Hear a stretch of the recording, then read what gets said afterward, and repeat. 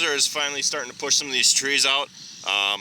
It showed up here about a week ago, and we've been having on and off weather about every single day. I mean, one day it's been cold, and the next day it's been warm, and we've had some snow laying around, but today's the first day where it's actually dry enough that they could come and bulldoze it. So now they're in here pushing the trees over in this tree line over the old dairy cow pasture. This is what we took out in my last few videos. We took out this entire fence line here.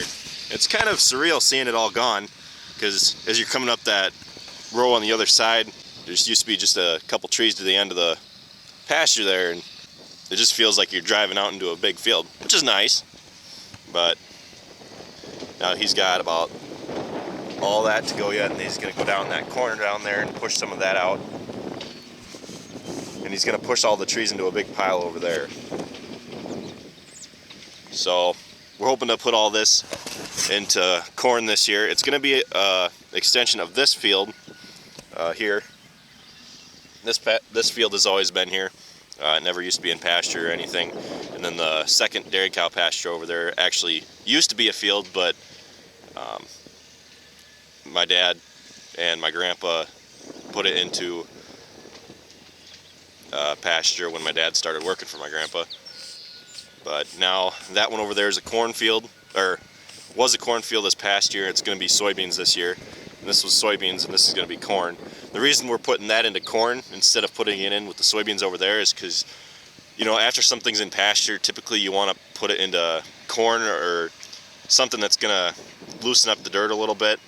And then the following year you can disc it down or chisel it, whichever you choose.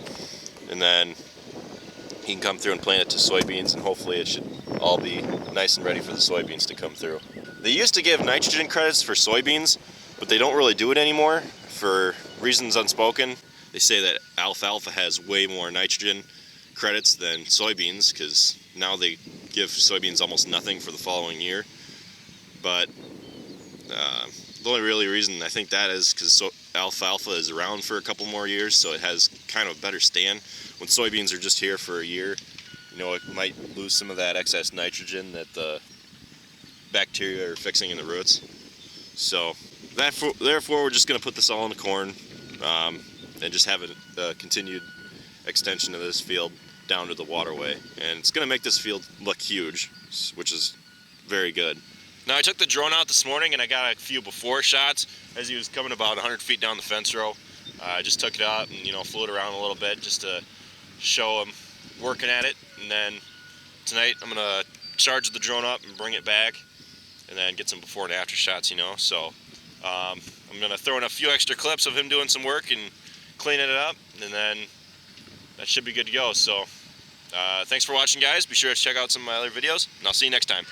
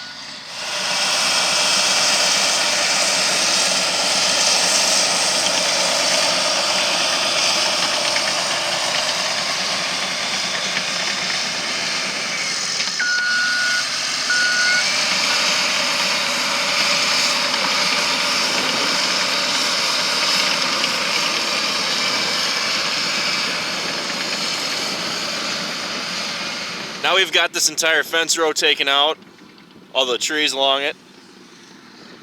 It made quite a difference. They also got that corner taken out down there, got all the trees pushed out. We gained quite a bit of space in there. Another thing that the dozer did when they came through was they rebuilt the soil along the spillway here.